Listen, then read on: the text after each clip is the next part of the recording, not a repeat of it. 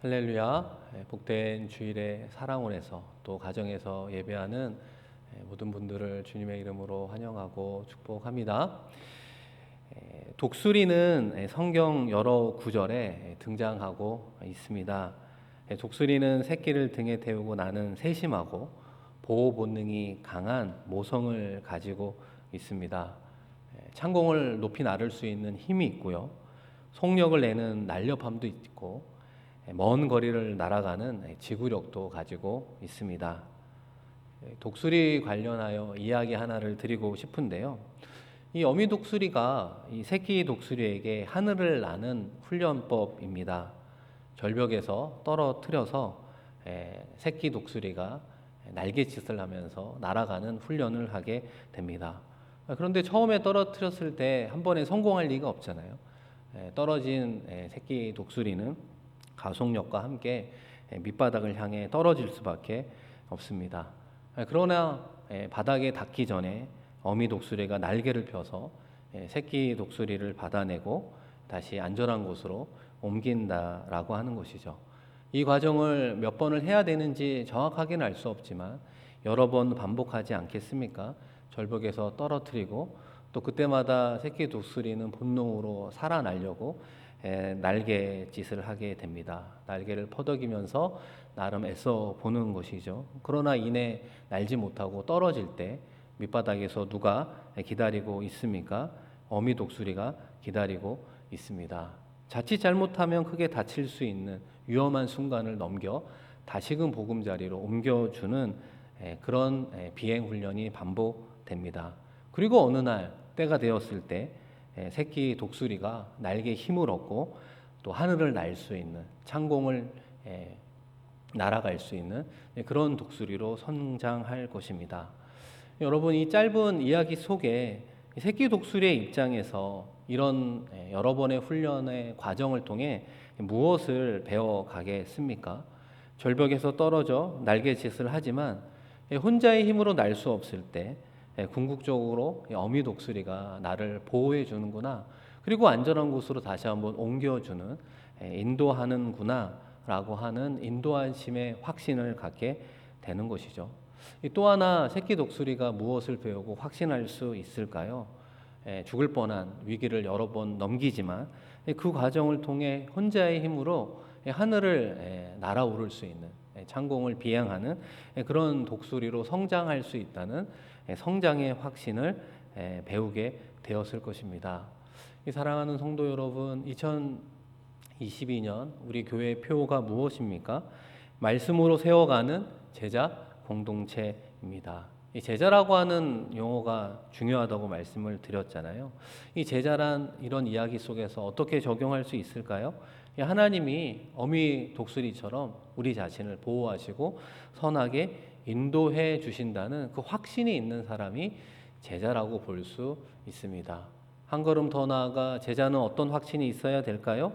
하나님께서 허락하신 상황 속에서 혹독하게 우리를 훈련하고 죽을 것 같기도 하고 힘들어 어려울 것 같기도 하지만 끝내 우리는 제자로 성장할 수 있다는 성장의 확신을 갖고 있는 사람, 그 사람이 바로 제자의 믿음의 길을 걸어가고 있는 것입니다. 동일한 맥락에서 오늘 말씀도 어떻게 보면 이 두 가지를 이야기하고 있죠. 독수리 날개로 보호하시고 인도하신 이 하나님의 은혜가 무엇인가 라고 하는 부분이 언급되어 있고요. 두 번째는 무엇입니까? 그 은혜를 통해 하나님께서 궁극적으로 이스라엘 백성들에게 원하는 것, 그리고 지금 우리에게 원하는 공통점은 변화라고 하는 것입니다. 우리가 어떤 존재로 변화되기를 하나님이 원하실까? 오늘 말씀을 통해 함께 찾아가 보겠습니다. 여러분, 먼저 4절 말씀인데요. 우리 한번 화면을 보면서 같이 읽어보겠습니다. 내가 애굽 사람에게 어떻게 행하였음과 내가 어떻게 독수리 날개로 너희를 업어 내게로 인도하였음을 너희가 보았느니라. 여러분, 이 말씀은 모세가 시내산에 올랐을 때 하나님께서 모세에게 제일 처음 하신 말씀입니다. 어떻게 보면 지금까지 하나님이 이스라엘 백성들을 어떻게 인도했는가 집약하여 이야기하고 있잖아요. 내가 너희를 어떻게 애굽 땅에서 이끌어내었는가, 그 과정이 생각이 나겠죠. 그들을 시내산, 즉 여기까지 안전하게 인도하지 않았느냐? 그 모든 것을 기억하지 않느냐? 이스라엘의 대표 모세에게 그리고 우리에게 말씀합니다. 사실 그 당시 이스라엘 백성들은 하나님의 그런 은혜들을 받기에 충분한 자격이 있었습니까? 그들은 조금만 불편해도 모세에게 비방하고 하나님을 원망하기 일쑤였습니다. 그럼에도 불구하고 하나님은 그들에게 출애굽이라고 하는 정말 불가능을 가능케 한 은혜를 허락해 주었잖아요. 홍해 앞에서 막막한 그들에게 홍해를 가르고 그 홍해길을 건너 구원해 주셨습니다. 애굽의 장자들이 모두 죽어가는 상황에서도 이스라엘은 전혀 해를 당하지 않는 자비를 허락해 주었습니다. 그러나 이스라엘 백성들이 어떤 사람들입니까? 그 기억력은 상상을 초월할 정도로 나빠서 시시때때로 원망만 할 뿐 하나님의 역사를 기대하고 감사할 줄을 몰랐습니다. 생각해 보면 그들만 그런 것이 아니라 우리도 그러한 삶을 살아가고 있지 않나요? 하나님께서 베풀어 주신 은혜, 하나님께서 지난 한 해 동안 베풀어 주신 응답들, 우리는 너무나 금방 잊어버리는 것 같아요. 그리고 그것으로부터 새롭게 시작할 뿐이라고 하는 것입니다. 그러다 보니까 어려운 상황과 환경에 직면하게 되면 너무나 쉽게 불평과 원망이 우리도 나오게 됩니다. 그 속도가 빛의 속도로 나오는 연약한 모습을 보지 않습니까? 그럼에도 불구하고 배은망덕한 그 이스라엘 백성들 그리고 우리들을 하나님은 버리지 않으셨습니다. 그뿐만 아니라 하나님은 은혜의 손길로 그들을 선한 길로 인도해 주시고 있습니다. 그런 맥락에서 오늘 말씀 가운데 특별히 독수리 날개로 인도하신 하나님의 은혜의 수혜자는 크게 두 부류로 나눌 수 있습니다. 첫 번째는 모세라고 이야기할 수 있는데요. 여러분 1절 말씀 한번 같이 읽어보겠습니다. 이스라엘 자손이 애굽 땅을 떠난 지 3개월이 되던 날 그들이 시내 광야에 이르니라. 여러분 이 말씀의 현장 앞에 서 있는 모세 얼마나 기뻐했을까요? 모세야말로 정말 하나님의 보호하심과 선한 인도하심이 무엇인가를 1년 동안 몸소 체험하고 그 은혜의 수혜자라고 말할 수 있습니다. 여러분 왜 그렇습니까? 1년 전에 하나님이 모세에게 이렇게 약속해 주었어요. 네가 이스라엘 백성들을 이끌고 이 산에 올 거다. 예배할 거다. 이런 약속의 말씀을 주셨습니다. 여러분 출애굽기 3장 12절인데요. 우리 한번 소리내어 읽어보겠습니다. 하나님이 이르시되 내가 반드시 너와 함께 있으리라. 네가 그 백성을 애굽에서 인도하여 낸 후에 너희가 이 산에서 하나님을 섬기리니 이것이 내가 너를 보낸 증거니라. 아멘.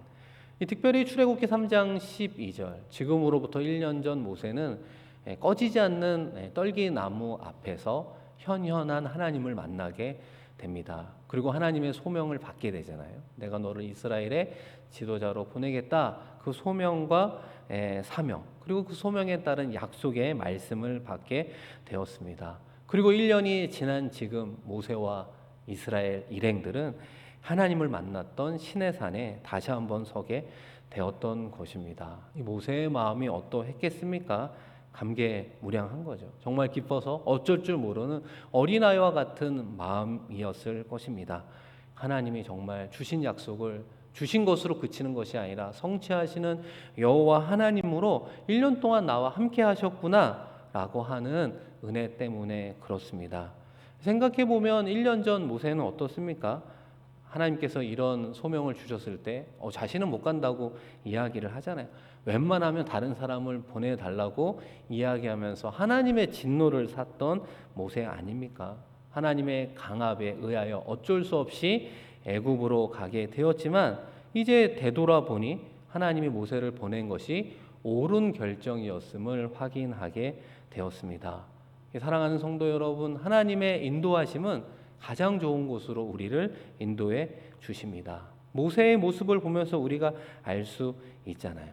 꺼지지 않는 떨기나무에서 약속하신 바 그대로를 이루시는 하나님이 오늘 말씀을 통해 우리에게 다가오고 있습니다.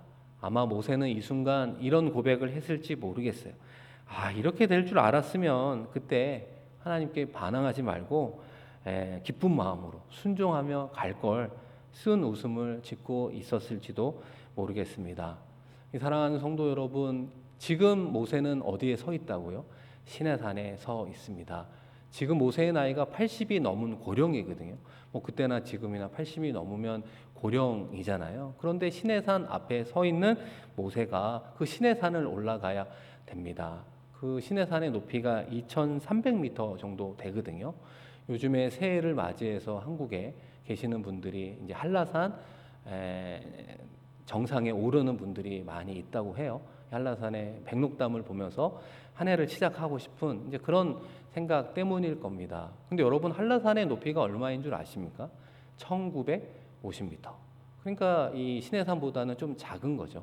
그런데 겨울이고 눈도 오고 뭐 이러다 보니까 건강한 사람도 정상까지 올라가는데 5시간에서 7시간 소요되는 것을 보게 됩니다. 모세가 80 넘은 고령인데 2,300m나 되는 높은 시내산을 며칠 내로 3번이나 올라가야 되는 상황이 되었습니다. 아마 모세가 이런 미션 앞에 어떤 생각을 당연히 했을까요? 이 나이에 2,300m를 어떻게 올라가나? 라고 하는 물음은 있을 수 있으나 1년 전과는 다른 생각의 변화가 있었습니다. 역시 어렵고 힘들지만 하나님이 함께 하시면 올라갈 수 있으리라 라고 하는 생각의 변화를 갖게 되었습니다. 왜 그렇습니까? 1년간 함께 해주신 하나님의 은혜를 만나고 체험했기 때문입니다. 그러므로 우리도 이 모세 이야기로부터 우리의 마음에 새길 교훈 하나를 얻어야 되는 것이죠. 하나님께서 우리에게 사명을 주셨습니까? 그렇다면 그 사명과 함께 하나님은 무엇을 예비하시죠? 그 사명을 감당할 능력을 허락해 주시는 거예요. 결론적으로 우리가 무엇을 하면 됩니까? 순종만 하면 되는 것입니다. 하나님께서 우리의 능력을 보고 재력을 보고 네트워크라고 말할 수 있는 인력의 능력을 보고 하나님 나라의 일을 맡기는 것이 아니죠. 만약에 하나님께서 그런 일로 하나님의 나라를 이루어 가신다면 벌써 실패했을 것입니다. 우리의 하나님 어떤 모습을 보게 됩니까? 여호와 이레의 하나님을 보게 되는 것이죠. 모든 것을 스스로 준비하시는 하나님, 그리고 우리를 부르시는 하나님, 필요할 때는 은사도 주시고 필요할 때는 도움의 손길을 허락하시어 궁극적으로 하나님의 일을 이루어 가시는 하나님이라고 하는 거예요. 그러므로 우리가 해야 할 일은 순종밖에 없음을 다시 한번 기억해야 되는 것입니다. 우리가 잘 알고 있는 인도의 성자 테레사 수녀가요, 이런 말을 했습니다. 여러분 한번 화면을 보시면 우리는 오직 하나님의 손에 잡힌 몽당 연필이 되면 족합니다. 하나님이 세상을 향해 쓰시고자 하는 사랑의 편지를 몸으로써 내려가기만 하면 됩니다. 여러분 함께 읽어드린 이 문장 속에 특별히 어떤 단어가 우리의 마음, 우리의 시선을 사로잡습니까? 저는 이 몽당 연필이라고 하는 거예요.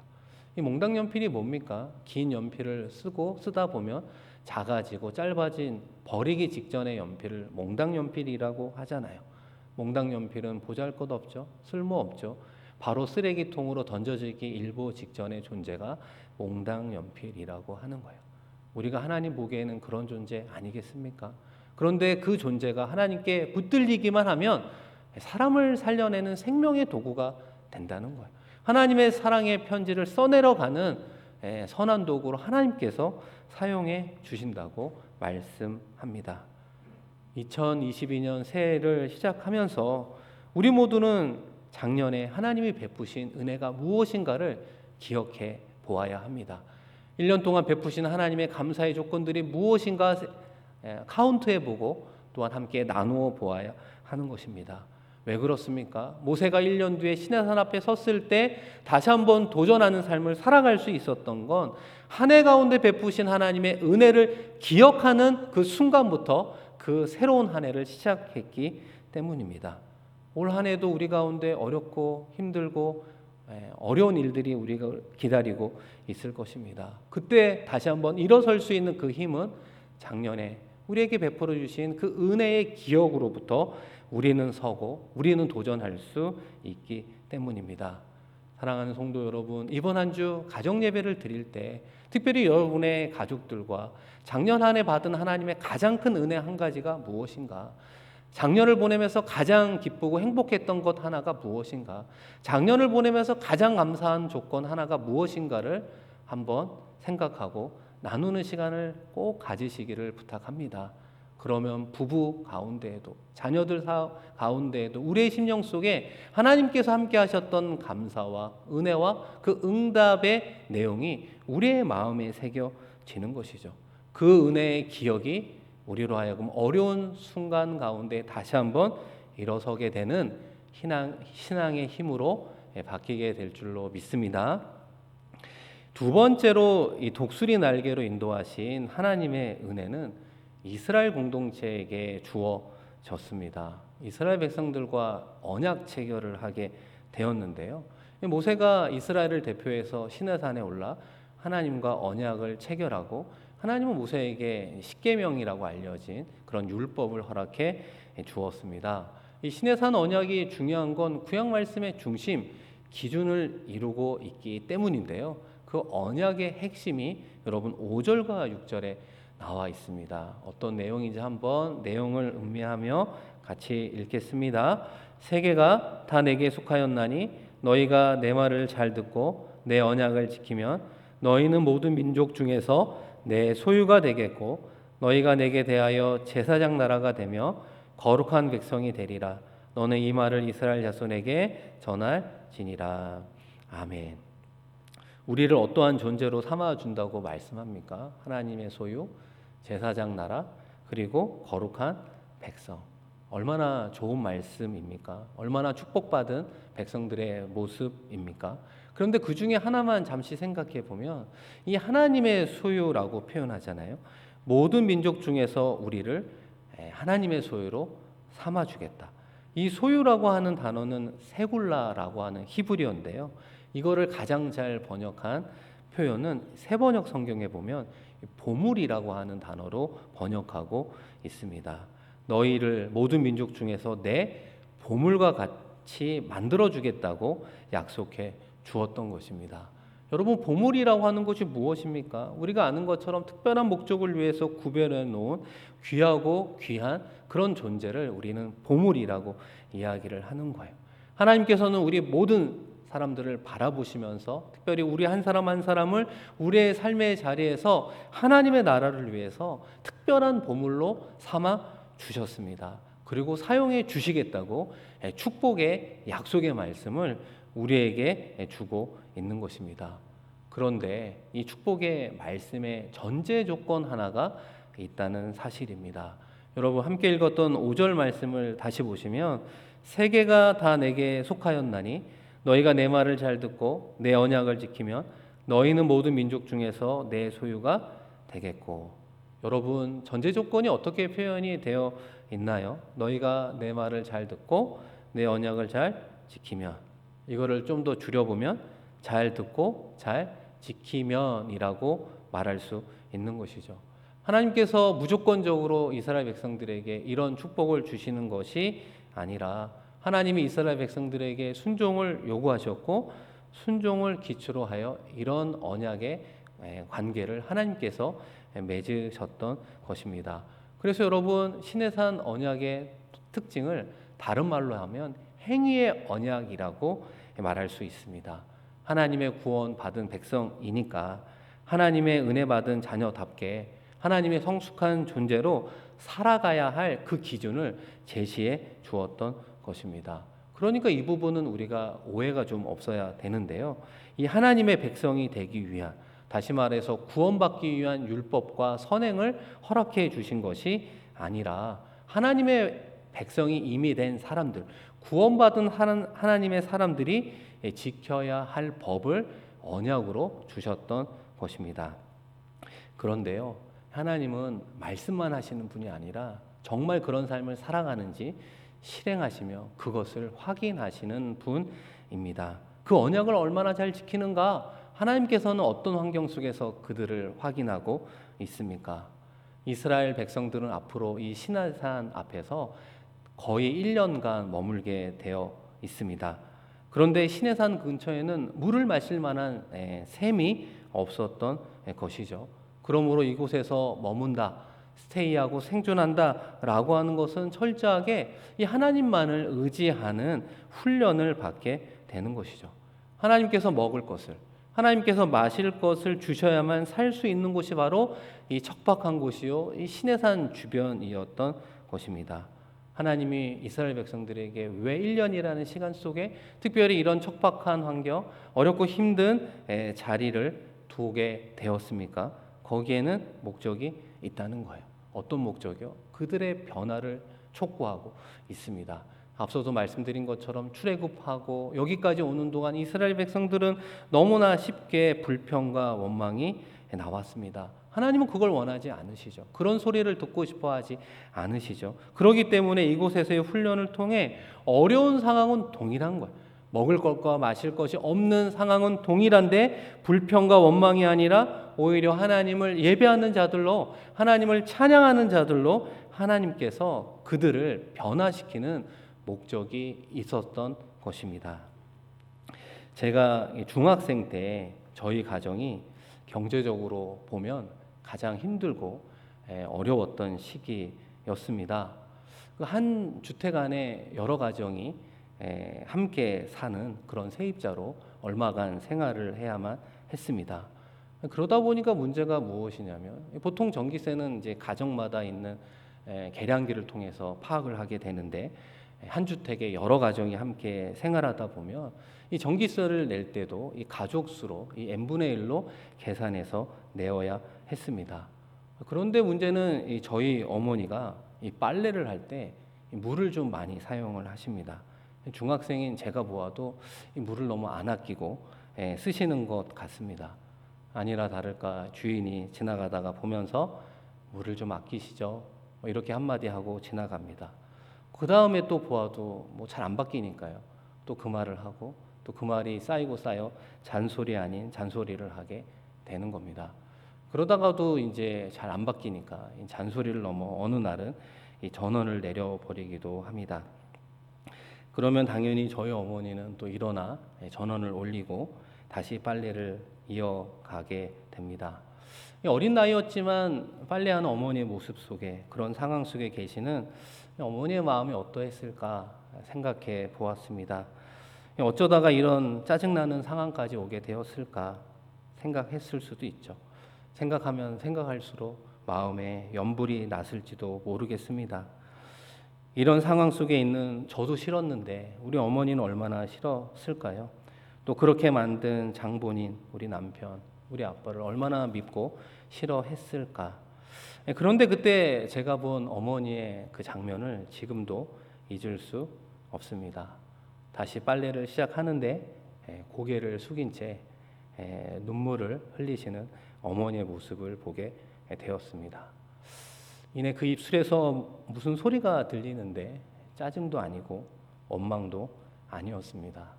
작은 목소리지만 노랫소리가 들리기 시작을 하는데 귀 기울여 잘 들어보니 그것은 찬송가였습니다. 눈물을 흘리고 빨래를 하며 그 입술에는 찬송을 부르고 있었던 것입니다. 무슨 찬송가를 부르셨는지 제가 정확하게 기억은 나지 않지만 이 빨래를 끝나는 그 순간까지 입술에서는 찬양의 소리가 흘러나왔습니다. 그 찬양의 소리는 누구에게 들렸습니까? 어린 저의 귀에 들리게 되었고 그 마음에 새겨지게 되었습니다. 오늘 말씀을 준비하며 다시금 그때의 한 장면이 떠올랐습니다. 그 당시 저희 어머니의 신앙 생활의 수준은 어떠했을까? 먹을 것도 없고 마실 것도 없는 앞서 말씀드린 본문의 어려운 척박한 그런 상황 아니었겠습니까? 그러나 하나님을 원망하지 않고 오히려 찬송하는, 예배하는 신앙인으로 살아가셨던 거구나 다시 한번 생각하게 됩니다. 사랑하는 성도 여러분, 우리도 비슷한 경험을 할 때가 있지요. 먹을 것이 없을 정도로 어렵고 힘든 분들도 있을 수 있습니다. 그러나 우리 대부분은요, 본문 말씀 속의 상황과는 비교할 수 없을 정도로 너무나 풍족하게 잘 살고 있는 것 아닙니까? 그런데 그 풍족한 상황 속에 여러분의 언행은 어떻습니까? 여러분의 삶의 자리에서 너무나 쉽게 불평과 불만과 원망과 후회 섞인 말들이 나오고 있지는 않습니까? 도대체 어떤 점이 여러분을 괴롭게 하고 있습니까? 도대체 어떤 점이 여러분을 그렇게 힘들게 하고 있습니까? 우리는 언제 도대체 상황과 환경을 초월한, 그래서 하나님을 믿는 믿음으로 예배하고 찬양하는 예배자로 거듭날 수 있습니까? 사랑하는 성도 여러분, 그런 상황 가운데 하나님의 구원과 은혜를 기억하며 감사하고 있습니까? 다시 한번 하나님의 선한 인도하심을 믿으며 하나님을 예배하고 있습니까? 하나님의 구원과 은혜에 감사하여 나의 감정을 추스리고 다시 한번 하나님을 향해 우리의 입술을 열고 찬양을 올려드리고 있습니까? 우리 모두 지금까지의 삶, 지나온 길을 뒤돌아볼 때 얼마나 많은 위기와 고난이 있었습니까? 삶을 포기하고 싶었던 순간, 여러 가지 사건과 위험으로부터 아차했던 순간, 아찔했던 순간들이 얼마나 많이 있었습니까? 그럼에도 불구하고 하나님의 보호하심이 있었기에, 하나님의 선한 인도하심이 있었기에 우리의 과거의 인생길이 은혜였고 올 한 해도 동일한 은혜를 허락해 주실 것을 믿습니다. 올 한 해 제자로 세워가면서요, 중간중간에 실수할 수도 있겠죠. 하나님의 자녀로서 신앙의 정체성도 흔들릴 수도 있습니다. 그러나 올 한 해 우리에게 주신 1년이라는 시간 속에 우리가 어떠한 상황에 있을지라도, 우리가 무엇을 경험할지라도, 우리에게 어떠한 일이 발생할지라도 우리가 머무는 곳에서 하나님을 예배하는 예배자로 세워졌으면 좋겠습니다. 어렵고 힘든 상황 속에서 원망과 불평을 넘어 오히려 하나님을 찬송하는 바울과 실라와 같은 삶을 살아내는, 하나님께서 기대하는 그런 제자의 삶으로 나아가기를 소망합니다. 사랑하는 성도 여러분, 하나님의 은혜와 사랑은 무조건적인 은혜와 사랑입니다. 하나님께서 우리 한 사람 한 사람을 향해 보여주셨던 그 무조건적인 은혜와 사랑이 있었기 때문에 우리는 구원받을 수 있었던 거예요.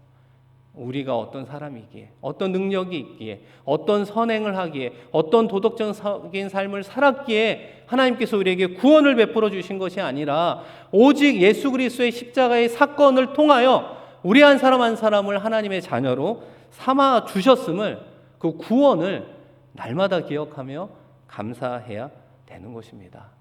한 걸음 더 나아가 하나님께서 오늘 말씀을 통해 우리에게 무엇을 도전하고 있습니까? 그 구원이 끝이 아니라고 하는 것입니다. 하나님께서는 우리가 구원받은 것으로만 그친 인생으로 끝나기를 원치 않으십니다. 하나님은 우리와 함께 인격적인 관계를 맺으시고 하나님과 동행하는 삶, 특별히 하나님에게 쓰임받는 삶을 경험하기를 원하고 있는 거예요. 마치 새끼 독수리가 하늘을 나는 훈련을 거듭한 이후에 그 멋진 하늘을, 그 멋진 창공을 비행하는 독수리가 되어 그 놀라운 기쁨과 자유를 만끽하듯이 하나님과 동행하며 그런 삶을 살아가기를 우리 하나님께서 오늘도, 이번 한 주도, 올 한 해도 우리에게 기대하고 도전하고 있습니다. 사랑하는 성도 여러분, 하나님은 독수리 날개로 과거 이스라엘 백성들을 광야의 길에서 보호하시고 인도해 주셨습니다. 오늘 말씀이 그 내용이죠. 그 과거의 하나님, 오늘의 하나님이 되어 우리의 인생길도 보호하시고 인도해 주실 것을 믿습니다. 우리의 역할이 있죠. 우리가 올 한 해 어느 상황 가운데 있을지라도, 우리가 어떤 경험을 할지라도, 누구를 만난다 할지라도 다시 한번 그 하나님을 신실하게 믿으며 그 하나님을 예배하며 그 하나님을 찬양하는 하나님의 제자로 거듭난 복된 삶을 살아내는 저와 여러분 모두가 되기를 주님의 이름으로 간절히 축원드립니다. 우리 이 시간 함께 말씀 기억하며 기도하겠습니다. 특별히 한 해를 뒤돌아볼 때 가장 감사한 일 하나를 생각해 보십시오. 특별히 작년 한 해를 뒤돌아볼 때 베푸신 하나님의 가장 큰 은혜가 무엇인가를 우리가 꼭 기억하십시다. 그 기억이 기억으로만 그치지 않고 우리의 마음에 새겨지게 하시고 그 감사의 조건, 은혜의 조건, 응답의 조건을 우리의 마음에 새기고 올 한 해를 살아가십시다. 어렵고 힘든 일을 만날 때 그 은혜를 기억하며 다시금 믿음으로 맞닥뜨리며 승리하는 우리가 되게 해달라고 기도합시다. 우리 한 가지 더 기도의 제목을 가지고 기도할 때 제자는 어떤 사람들입니까? 어느 곳에서 어느 상황일지라도 하나님을 예배하는 사람, 하나님을 높이는 찬양하는 사람이 제자인 줄로 믿습니다. 우리를 고통스럽고 괴롭게 하는 환경이 무엇입니까? 그 상황이 무엇입니까? 왜 우리는 그 상황과 환경을 뛰어넘어 하나님을 찬양하는 찬양자로, 예배자로 서지 못하고 있습니까? 올 한 해는 그 상황, 그 환경을 초월하여 하나님을 찬양하는 하나님의 제자로 성장케 하여 주옵소서. 이 시간 말씀을 기억하며 간절히 기도하겠습니다. 하나님 아버지, 감사합니다. 우리에게 2022년 한 해를 허락하여 주시고 다시 한번 주의 말씀 붙잡고 하루를, 한 주를, 한 해를 시작하게 하시니 고맙고 감사합니다. 우리가 한 해를 시작하며 무엇보다도 작년 한 해 동안 베풀어 주신 하나님의 감사한 일이 무엇인가, 하나님이 베푸신 은혜가 무엇인가, 우리의 가정에게 베푸신 하나님의 응답이 무엇인가를 반드시 기억하며 출발하게 하여 주시옵소서. 한 해 가운데 맞을 수 있는 고통과 어려움의 상황과 어려움이 있을지라도 그 은혜를 기억하면서부터 승리하며 나아가게 하여 주옵소서. 아버지 하나님, 이 시간 기도합니다. 올 한 해 우리의 삶의 자리 가운데 때로는 고통스럽고 우리를 괴롭게 하고 우리를 힘들게 하는 상황과 환경은 변화되지 않을지라도 하나님, 그 상황과 환경을 변화시켜 주시는 것이 아니라 그 상황 속에서 불평과 원망을 내뱉던 입술이 아니라 그 상황 속에서도 하나님을 찬양하고 하나님께 감사하고 하나님께 예배하는 진정한 예배자로 서게 하여 주시옵소서. 바울과 실라가 복음을 증거하는 상황 속에서도 오히려 누명을 쓰고 감옥에 들어갔지만 오히려 하나님께 기도하고 하나님을 찬양하며 나아갈 때 옥문이 열리는 놀라운 역사를 우리의 삶에서도 경험하게 하여 주시옵소서. 하나님께서 우리와 동행하시는 놀라운 삶이 어떠한 것인가를 경험하고 누리고 기뻐하며 그 삶을 살아가자고 우리의 주변에게도 이야기할 수 있는 저희들 되게 하여 주셔서 구원받은 이로서만 아버지 하나님 그치는 인생이 되지 않게 하여 주시고 구원받은 이후에 하나님과 동행하는 삶, 하나님께 정말 멋지게 쓰임받는 인생, 하나님 보시기에 아름다운 인생의 아버지 하나님 시간들을 보낼 수 있는 우리들 되게 하여 주셔서 아버지 하나님 독수리가 하늘을 날아가듯이 창공을 비행하듯이 우리의 인생의 하늘을 비행하며 나아갈 수 있도록 역사하여 주시옵소서. 하나님께서 우리를 향하여 기대하는 바를 무엇인가를 알게 하여 주시고 그 기대에 부응하며 나아가기에 부족함 없는 우리들의 발걸음 삼아 주시옵소서. 하나님을 높이는 제자로 살아가기를 원합니다.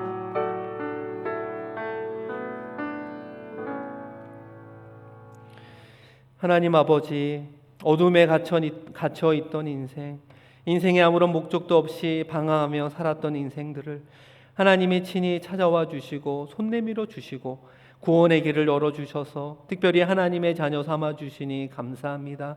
하나님의 구원의 은혜를 잊지 않고 기억하며 특별히 마음에 새기게 하여 주옵소서. 그 은혜를 기억하며 올 한 해를 살아가게 하여 주시고 1년의 시간 속에 만나는 크고 작은 인생의 풍랑 가운데 풍랑을 볼 때마다 우리 가운데 생길 수 있는 근심과 걱정과 불안의 모든 짐들을 주님의 십자가 밑에 내려놓게 하여 주옵소서. 오히려 상황보다 크신 그 주님을 바라보며 믿음으로 선포하며 찬양하며 승리하며 나아가게 하여 주시옵소서. 우리의 인생길이 너무나 멀고 너무나 험합니다. 그러나 주님 따라갈 때 승리할 수 있는 믿음만을 가지고 나아가 찬양하며 승리의 삶을 살아내는 하나님이 기뻐하시는 제자의 삶이 되게 하여 주옵소서. 감사드리며 귀하신 예수 그리스도의 이름으로 축복하며 기도드립니다.